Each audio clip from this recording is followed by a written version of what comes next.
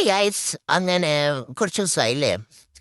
കാര്യമൊന്നുമില്ല. എനിക്കങ്ങനെ ഒരു വിഷയം ഇല്ലായിരുന്നു നിങ്ങളടുത്ത് സംസാരിക്കാനായിട്ട്. എന്തെങ്കിലും ഒരു കണ്ടന്റ് വേണമല്ലോ. അതെ, കണ്ടന്റ് തപ്പി തപ്പി നടന്നപ്പോഴാണ് യാദൃശ്ചികമായിട്ട് എൻ്റെ ഒരു പഴയ കൊളീഗിനെ കാണാനിടയായത്. പുള്ളിക്കാരി വിശേഷങ്ങളൊക്കെ ചോദിച്ചു. എന്തുണ്ട് വിശേഷം എന്നൊക്കെ ചോദിച്ചു. ചേർന്ന് ഇങ്ങനെ സംഭവങ്ങളൊക്കെ ഉണ്ട്, സമയമില്ല മാം, ഇപ്പം ഇങ്ങനെയൊക്കെ ചെയ്യുന്നു, ക്യാൻഡിലൊക്കെയാണ് ഒക്കെ. ഓ, എന്ത് ക്യാൻഡിൽ? മണിക്കൂർ മതിയല്ലോ, ഇതെല്ലാം കൂടെ ഉരുക്കി അങ്ങോട്ട് ഒഴിക്കുക, ഇത് വലിയ സെറ്റാവുന്നു, എടുത്ത് കൊടുക്കുന്നു. കണ്ടോ ഇപ്പം എങ്ങനെ ഇരിക്കുന്നു? ഒരു 2 മണിക്കൂറായി ഞാൻ ഈ പരിപാടി തുടങ്ങിയിട്ട്. മനസ്സിലായില്ലേ? എങ്ങോട്ട് തിരിഞ്ഞാലും എസ്തെറ്റിക്സ് ആണ്, എസ്തെറ്റിക്സ്.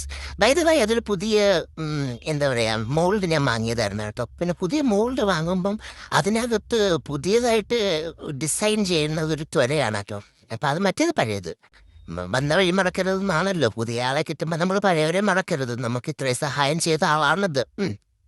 ഇപ്പം പുതിയൊരു ഡിസൈൻ ഞാൻ ട്രൈ ചെയ്യുകയാണ്. പാളി പോയില്ലെങ്കിൽ ഇതിൻ്റെ റിസൾട്ട് നിങ്ങളെ ഞാൻ കാണിക്കാം. പറഞ്ഞു വന്നത്, ഒരു ക്യാൻഡിൽ മേക്കിംഗ് അരമണിക്കൂറത്തെ പരിപാടിയല്ലെന്നുള്ളത് കുറച്ച് പേർക്ക് എങ്ങനെ അറിയായിരിക്കും. കുറേ നേരമായി. അപ്പോൾ ഈ മെഴുകി കാണുമ്പോൾ നിങ്ങളായിരിക്കും ഇതെല്ലാം നമ്മൾ കട്ട പിടിച്ചല്ലോ എന്ന്. ഇല്ല, കട്ട പിടിച്ചില്ല. നമുക്കൊരു പ്രത്യേക ടൈം ടേബിൾ പോലും. സ്കൂളിൻ്റെ കാര്യം പറഞ്ഞുകൊണ്ടാട്ടോ ഈ ടൈം ടേബിളൊക്കെ വന്നത്. ഐ മീൻ ടെമ്പറേച്ചർ വരാതെ നമുക്ക് അതിനകത്തോട്ട് നമ്മുടെ സെൻറ്റ് ഒഴിക്കാൻ പറ്റത്തില്ല. കാര്യമൊന്നുമില്ലാതെ ആവിയായി പോകും. അത് മറക്കാൻ വേണ്ടിയിട്ടാണല്ലോ ചെയ്യുന്നത്. അങ്ങനെ സക്സസ്ഫുള്ളി ഞാൻ ഇത് ഇത്രയും വരെ ചെയ്തിട്ടുണ്ട്. ഇനി ബാക്കി എങ്ങോട്ടാവും എന്ന് എനിക്കറിയത്തില്ല.